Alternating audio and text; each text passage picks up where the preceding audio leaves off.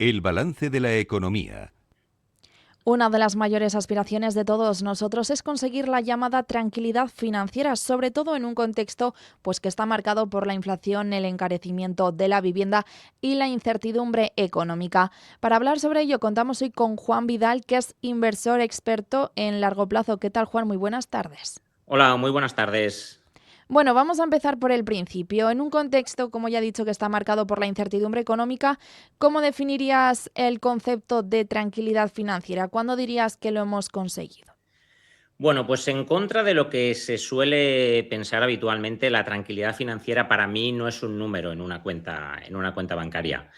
Para mí es un estado mental al que se llega cuando tus decisiones sobre el dinero, lógicamente, dejan de estar guiadas por el miedo y la intuición y pasan a estar guiadas por el conocimiento y fruto de tener ese conocimiento, pues bueno, tomar acciones concretas.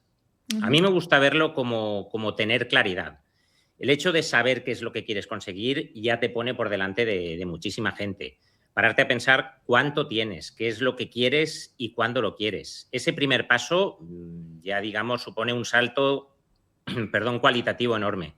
El siguiente paso es, pues bueno, adquirir los conocimientos necesarios para ver si esos objetivos que tenemos son realistas y se pueden conseguir y en caso de que así sea, pues empezar a materializarlos.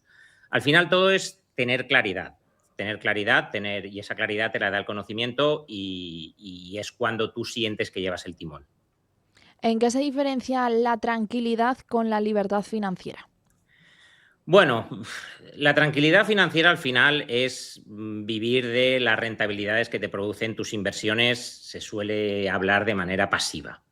Para Ujú. mí realmente los ingresos pasivos en la inversión no existen. Todo viene o bien de un trabajo que hay que hacer o de una aportación de capital, pues normalmente importante. Entonces, para mí, la tranquilidad financiera es un paso intermedio entre, pues digamos, tu situación actual y esa ansiada por muchos libertad financiera que, pues bueno, en ocasiones nunca llega. Pero el hecho de que apuntes a las estrellas, pues oye, quizá consiga que llegues a la luna y consigas ese estado de tranquilidad financiera que, vamos, es algo que creo que cambiaría mucho la vida de las personas si lo consiguieran. ¿Y se puede dar realmente esta tranquilidad? Porque claro, tan pronto estamos como estamos hoy mismo, que mañana Trump inicia una guerra en otro país, que se acaba la que tenemos ahora, que pone aranceles. Claro, todo esto, tranquilidad poca, ¿no? Tranquilidad poca. Y es que esto es inevitable. O sea, el ruido exterior, la incertidumbre es inevitable. Los mercados suben y bajan. Los gobiernos cambian, la inflación apretando. Pero cuando adquieres ese conocimiento de saber cómo funcionan las cosas y sobre todo cómo te afectan a ti, pues en la mayoría de los casos es que pase esto o aquello tampoco es que vaya a tener un impacto directo. Otras veces sí, lógicamente. Pero el hecho de tener ese conocimiento y saber, pues digamos, qué va a representar pues, en lo que es tu día a día y tu economía, te aporta mucha tranquilidad. La incertidumbre está ahí, pero con el conocimiento necesario, pues como que aprendes a sortearla. Ujú. Bueno, muchas personas evidentemente asocian la seguridad económica con tener altos ingresos. ¿Es esto así realmente o existen otros factores que sean más importantes? No, de hecho esto es un mito y además de los más extendidos. Por ponerte números, yo he visto casos de gente que ingresando 10.000 euros al mes, pues van mucho más ahogadas que gente que está ingresando 1.800 o 2.000 o 2.000 y poco. Y es Ujú. que más ingresos no tiene por qué significar más tranquilidad. Al final no se trata de lo que entra, sino de lo que haces, de cómo gestionas lo que te entra. ¿Y cuáles dirías que son los errores más frecuentes que hacen que la gente no llegue a tener esta tranquilidad financiera? Pues los errores más frecuentes, bajo mi punto de vista, yo creo que en primer lugar es no tener un fondo de emergencia. Hay cantidad de familias que no tienen un pequeño fondo de emergencia para cualquier imprevisto que pueda surgir y el día a día, con cualquier imprevisto, pues puede suponer un impacto directo a la línea de flotación de la economía familiar, lo cual es algo, pues bueno, que no tiene ningún sentido. El segundo, yo te diría que es una falta de educación financiera al consumir consumo con inversión. Mucha gente dice, me voy a comprar un coche nuevo, estoy invirtiendo. No, no, no, estás gastando. Independientemente de que ese gasto sea necesario o no, puede ser necesario, evidentemente. Voy a reformarme la casa, es una inversión, no. estás gastando. Aquí no entramos a valorar si la reforma es necesaria o no. Antes de entrar a hablar de bolsa, inversiones y demás, creo que esta serie de conceptos básicos es necesario tenerlos claros. Y luego el tercer error, que yo creo que es algo que está muy, digamos, muy arraigado en las personas, es delegar las decisiones económicas a un tercero sin tú tener ningún tipo de conocimiento ni influencia sobre ellas. Bueno, por ejemplo, ir al banco y, pues, oye, decir, vale, ahí tienes mis ahorros y gestiónamelos como creas conveniente, o a un asesor financiero o demás. No digo que haya que convertirse en experto inversor. Yo, por mi perfil, evidentemente, pues tengo un perfil de inversión y todo esto lo tengo muy de la mano. Pero sí tener unas nociones básicas sobre lo que se hace y lo que no se hace con tu dinero. Esto sí.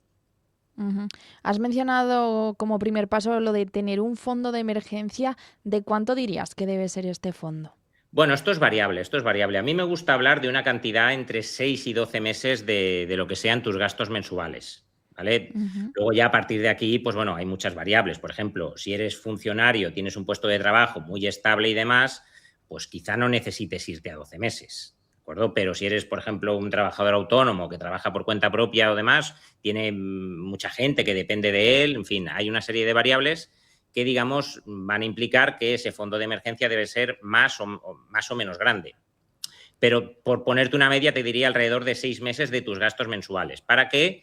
Pues bueno, ante cualquier suceso, desde una avería costosa del coche, un electrodoméstico estropeado o un despido, un cambio laboral, pues no implique que de la noche a la mañana te ves pues prácticamente en quiebra técnica. Ujú.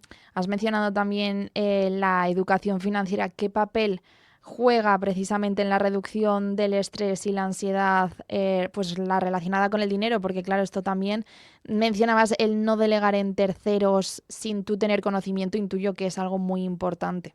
Es clave. O sea, es que de hecho te diría que la ansiedad financiera es consecuencia directa del desconocimiento, total y absolutamente. Entonces, claro, esa sensación de incertidumbre, de no saber qué pasará, pues conforme vas aprendiendo y conforme te vas formando, pues digamos, ya sabes cómo funcionan pues, todos los eventos que están ocurriendo a tu alrededor. E insisto, o sea, esto no pasa por una formación exhaustiva en inversión, para nada. O sea, es aprender 4 conceptos básicos que, bajo mi punto de vista, pues en fin, deberíamos traer todos de serie. Creo que es tan importante entender ciertas cosas, cómo funciona la inflación, qué implica el endeudamiento, una serie de cosas que son tan importantes como, pues oye, sacar el área de un rectángulo, por Ujú. decirte algo. Y es algo que deberían enseñarnos desde pequeñitos, pero, pues bueno, no se está haciendo. Entonces, claro, aquí es donde pues cada uno tiene que tomar cierto interés para adquirir estos conocimientos que van a hacer que, pues bueno, el hecho de entender cómo funcionan las cosas, ese estrés se reduzca radicalmente. Claro, ¿a quién habría que recurrir para aprenderlos, ya que en el colegio pues no nos los enseñan? Bueno, aquí hay cantidad de recursos. Vivimos, yo recuerdo cuando yo empecé a invertir que no había ni YouTube, ni había Amazon para comprar libros, ni había de nada. Sin embargo, ahora, pues bueno, tenemos cantidad de información a nuestra disposición, tanto a través de canales de YouTube como de libros. No recomiendo, pues digamos, seguir estas pautas para aprender temas de inversión, porque es algo más complejo y que requiere pues, de muchísima más profundidad de lo que se puede hablar pues, en un vídeo de YouTube. Pero simplemente el hecho de estar escuchando pues, programas como este o como, en fin, otros canales que hay sobre divulgación, sobre educación financiera y demás, pues yo creo que ya te dan una base a partir de la cual ir tirando. Luego pues puedes continuar leyendo libros. Afortunadamente tenemos muchos recursos hoy en día si hay un poquito de interés. Si estamos esperando pues, que vengan a nuestra casa, nos llamen a la puerta y nos lo expliquen, pues eso no va a ocurrir. Juan, te he preguntado por los errores más frecuentes. Te voy a preguntar ahora por los consejos que le darías a una persona pues, que quiere empezar a tener una estabilidad financiera.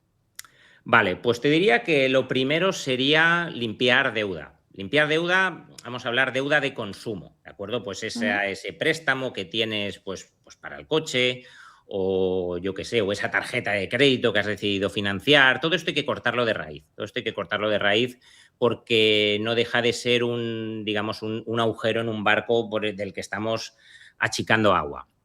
Sobre la hipoteca, yo ahí sí que no entraría. Las hipotecas suelen ser, pues bueno, una deuda con un tipo de interés bajo y que, pues bueno, son a bastante largo plazo, por lo que, bajo mi punto de vista, tiene sentido ponerse en marcha con otro tipo de acciones antes de decidir cancelar la hipoteca de manera anticipada. Pero deudas de consumo, tarjetas de créditos, cosas financiadas, esto cortarlo de raíz.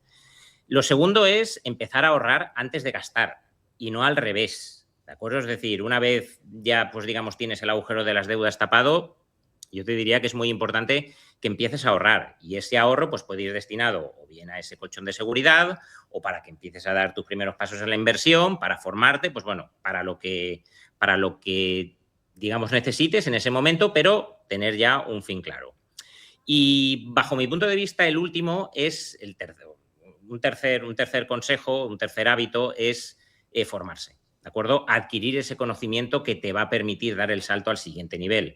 Esto, como ya hemos visto, pues digamos que tiene dos vías. Puede tener una vía, vamos a decir, más o menos autodidacta, que es, pues bueno, tirando de vídeos en YouTube, tirando de libros y a base de prueba y error, o bien buscar a alguien que ya ha conseguido lo que tú quieres y, pues bueno, aprender de esa persona. Ujú. Desde tu punto de vista, ¿qué mitos sobre la riqueza que tenemos arraigados crees que son, pues eso, simplemente mitos y que no tienen nada que ver con la realidad? Bueno, pues hay cantidad. Los ricos son malos. Esto es algo vamos, que lo tenemos en nuestro día a día y no tiene por qué ser así. Hay un autor que dice que el dinero ni te hace ni mejor ni peor. El dinero es neutro y lo único que hace es amplificar cómo eres. Si eres una buena persona, pues con dinero vas a ser una buenísima persona. Y si eres una mala persona, pues con dinero vas a ser una malísima persona. Luego también sobre la inversión hay mitos de que es algo, pues bueno, reservado para mentes preclaras y astrofísicos y para nada. O sea, dar tus primeros pasos en la inversión es algo, pues yo creo que mucho más sencillo de lo que la gente imagina. Pero, pues bueno, de momento tenemos esa creencia ahí arraigada y, pues bueno, el día que consigamos salir de ahí, que es yo creo un poco pues lo que estamos intentando todos a base de divulgar y compartir, pues bueno, nuestra experiencia, pues digamos que nos va a ir mucho mejor en lo económico, sin lugar a dudas. Y en tercer lugar, para mí también es empezar a tomar responsabilidad. ¿De acuerdo? Muchas veces, pues decimos, no, voy a esperar que papá Estado me solucione el día de mañana o demás. No, o sea, tenemos que tomar responsabilidad para, pues digamos, poder conseguir esa riqueza. Ujú. Bueno, parece que las nuevas generaciones pues se están empezando a alejar un poco de lo que es el ganar más, más y más y prefieren simplemente vivir con estabilidad financiera, prefieren vivir en paz. ¿A qué crees que se debe este cambio de tendencia? Pues yo creo que es un cambio de tendencia, vamos a decir, obligado por la situación laboral, porque yo creo que más que un cambio de tendencia, yo creo que es un poco resignación a la situación actual que tenemos, lamentablemente. O sea, el hecho de poder comprarse una vivienda hoy en día para una persona joven, digamos que esté por recién salida de la universidad o comenzando su vida laboral, es algo pues casi, en fin, inalcanzable prácticamente. Ujú. Entonces yo creo que ven, pues digamos, sus grandes objetivos financieros tan lejanos que dicen, ¿para qué voy a luchar por ello? Prefiero, pues oye, vivir mejor, vivir hoy, vivir bien y ya el día de mañana pues vendrá alguien a solucionármelo. El problema es, pues, ¿qué va a pasar el día de mañana? En fin, no hay que ser experto en matemáticas para ver que las cuentas no salen. Entonces yo ahí creo que tiene que haber un cambio de paradigma importante, tiene que haber un cambio de paradigma importante, tiene que haber una concienciación de la gente joven que, oye, aunque no puedan alcanzar pues quizá esas metas que generaciones anteriores sí que hemos conseguido, pues tienen que empezar a preocuparse por su día de mañana, que por desgracia a los que vienen detrás, y créeme que a mí esto es algo que me toca directamente porque tengo 3 hijos, les estamos dejando un solar precioso y ahí abrirse camino pues va a ser por lo menos creo que más difícil de lo que lo tenemos ahora. Ujú. Para estos jóvenes, por ejemplo, mencionabas los que, por ejemplo, acaban de introducirse en el mercado laboral, que acaban de terminar la carrera, ganan su primer sueldo. ¿Qué harías tú con ese dinero? Por ejemplo, primeros pasos para invertir, ¿en qué? Bueno, primero tienen que encontrar qué es lo que les gusta, ¿de acuerdo? Yo siempre digo que antes de ponerse a invertir hay que definir cuál es tu objetivo, ¿vale? Porque, por ejemplo, mi objetivo es vivir de rentas, pues tendré que seguir un camino y no otro. Mi objetivo es, pues, tener un gran patrimonio cuando me jubile y empezar a tirar de él, pues, para tener una jubilación mejor, pues hay que tirar por otro camino. Entonces, el primer paso es algo tan sencillo como pararse a pensar qué es lo que quieren para su día de mañana. Y a partir de ahí, pues empezar a tirar del hilo. Entonces, según vayas tirando del hilo, pues tú vas a decir, vale, pues yo quizá si quiero vivir de rentas, pues tengo que tirar o bien de inversión inmobiliaria o bien de dividendos. Si yo quiero crear un gran patrimonio, pues bueno, tiene sentido también que me meta en temas de fondos indexados. Hay cantidad de opciones y digamos que cada uno se puede hacer su traje a medida, pero yo creo que lo primero que tienen que hacer es tener claridad en eso y dar sus primeros pasos y formarse, porque sí que es cierto que, digamos, a esos perfiles el tiempo les juega a su favor. O sea, una persona que, pues cuando empieza a tener su primer contrato de trabajo, ya está pensando en ahorrar e invertir, bueno, pues cuando se jubile va a tener, digamos, una jubilación a priori muy tranquila. El problema es que estas inquietudes nos vienen, pues a lo mejor, pues cuando la persona está a 50 o 55 años. Y allí, aunque se pueden hacer cosas, lógicamente, pues el margen de maniobra es mucho peor. Entonces yo a estas personas que están ingresando sus primeros ingresos, les diría que es importante que se formen y tengan claridad hacia dónde quieren ir y empezar a dar esos primeros pasos con buen pie. Pues vamos a quedarnos con esto. Juan Vidal, inversor experto en largo plazo, muchas gracias por atender la llamada de Capital Radio. A vosotros.